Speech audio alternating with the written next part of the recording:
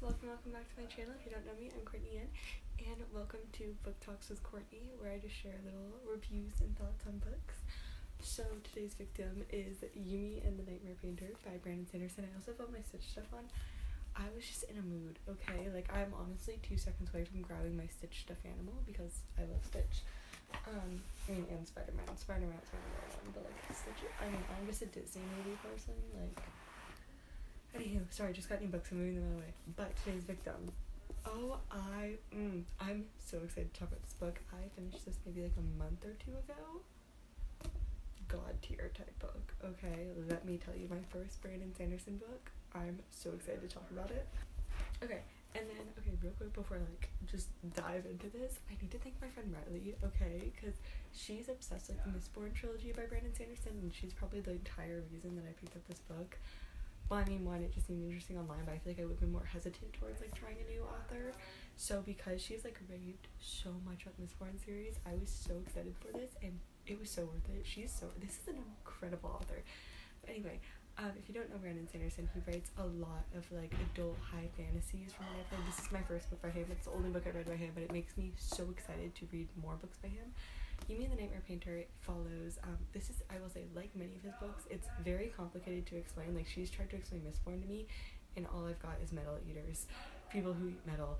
Whereas, I try to explain this, it's very difficult, so you're just gonna have to bear with me. But Yumi and the Nightmare Painter follows Yumi, who is basically, almost like a priest. She lives her life, in devotion to these spirits. Her world, the world building in this book is incredible. It's one of the things I think made this such a good book for me, was because the world building.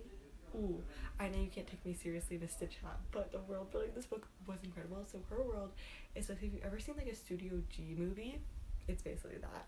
Okay, the fields, the flowers, the ponds, ooh. But anywho, so Yumi, once again, is kind of she lives her life in devotion to these spirits. So since she was a child, her calling or whatever, she's not allowed to do anything for herself.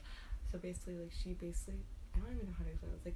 She just has to raise spirits for new towns every single day, and her entire life is just basically the same day, because she's just going to new towns every single day and doing the same exact things. And she's not allowed to do anything for herself. Servants feed her, servants bathe her, and the only thing she's allowed to do is call these spirits. Well, she switches souls with a Nightmare Painter, who Nightmare Painter's jobs are literally what they're called, to paint over nightmares. So there's these little black blobs, and they basically that feed on fear of just children and people while they're sleeping, and their job is to kind of work as a police force towards that and paint over them. So they'll turn the nightmares into a cute cat or bamboo, and they switch bodies. His world is also so cool. It's imagine TV Girl, the neon blues and pinks, but in a futuristic city in Japan. Yeah, so I'm telling you all, the world building, top tier world building. I'm obsessed with it. So good.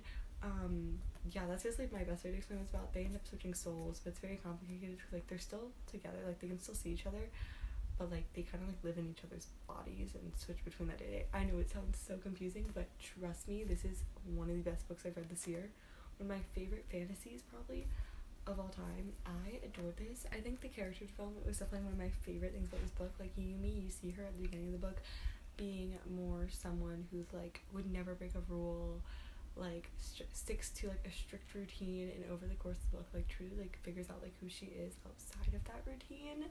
And I don't know, just seeing a character was kind of very scheduled that, and then is finally able to let go is always so much fun.